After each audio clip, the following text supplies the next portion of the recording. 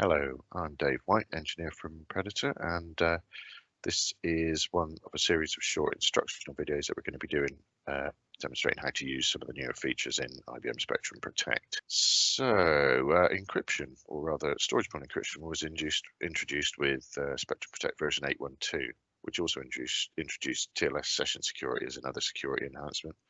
So it basically gives you encryption of data at rest via storage pool encryption and in flight via TLS. Storage pool encryption is inline on directory container storage pools, as is deduplication and compression, and carries a negligible performance overhead in our experience. Once encryption is enabled for the storage pool, all newly ingested data will be encrypted with 256-bit AES encryption. If you already have data in the storage pool before you've upgraded to 8.1.2 or above, or before you've enabled encryption, you may encrypt that pre-existing data retrospectively with a server background process. Once you enable this encryption on your directory container storage pools, you are forced to protect the master encryption key, normally stored in a Java key store database file, by including that key inside server database backups. You must, of course, then encrypt the database backup itself via a password. The master encryption key also encrypts a lot of other things, as I found out, such as administrator passwords, etc. I actually deleted the encryption key store as part of a test once, and very little on the server will work without it. Happily, it can be recovered from that database backup without restoring the whole server database as well. So we'll just go on to the next slide. Here's just a look at the commands that are involved here. I like to use the grown-up Spectrum Protect admin command line instead of the operations center. That's because I'm old school. So to enable the encryption on the storage pool, you can either, well, when you're defining the storage pool, you have the encrypt equals yes parameter, or if you've already got a directory container pool, you can use the update storage pool with encrypt equals yes to enable it. Once you've enabled it, all new data ingested into the pool via backup or via possibly storage pool protection or replication will now be encrypted before it's written down into the containers on disk. If you enable storage pool encryption, you must actually use the setDB recovery command to ensure that when you do database backups, that encryption key is included in the database backup, and you're actually forced to do that. And you're also forced to put a password on the database backups themselves. Goes without saying that you must not lose that particular password, otherwise you've really had it if you lose your database or your encryption key store. And then finally, we use the encrypt storage pool command to retrospectively encrypt all the data that's already in a pool when you've enabled encryption or just upgraded to a version which supports encryption. So now, enough talking, we're going to try and demonstrate those commands now. Here's a TSM server. I can't actually show you that setDB recovery command because this one's already got it. It's already been done because this server's already got an encrypted storage pool. But just show you what we can see here that it's already been done by that Protect Master encryption key has already been enabled. So that's good news.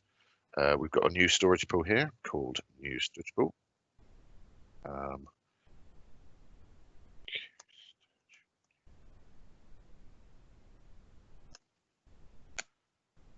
As we can see, it's a directory container storage pool. We can see that we have already got compression enabled, which I think happens by default anyway. And also it's deduplicating, which I think container storage pools do by default as well. What you can see here is that it's not encrypted and none of the data in it is yet encrypted. So here's the command. So to enable that encryption, we would do update new storage pool.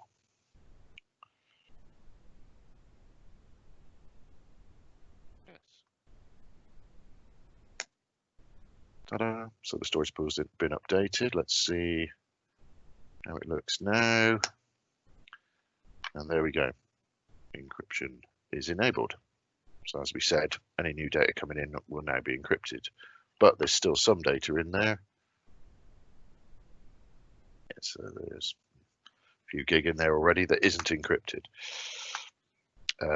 So we're going to use that encrypt storage pool process to do it, to encrypt that existing data. I'm going to try and do it. You can help.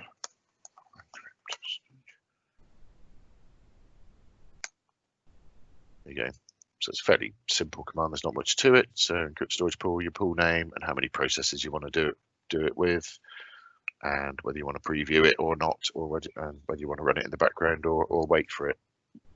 We're not going to wait for it, and we're going to run it with one process, I think, just to try and make it fairly slow so that we can perhaps catch it in the act. So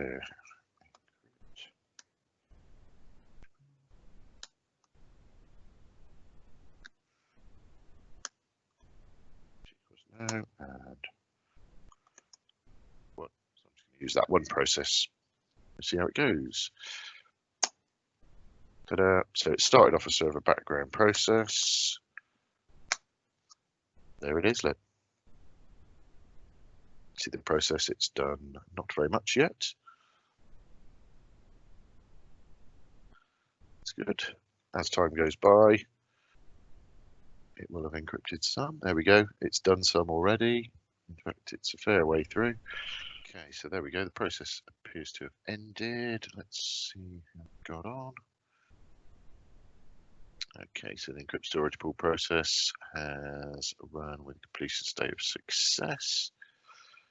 Let's have a look at the storage pool. And there we go. So now it's finished. We can see that the storage pool is now 100% encrypted and will be encrypted going forward.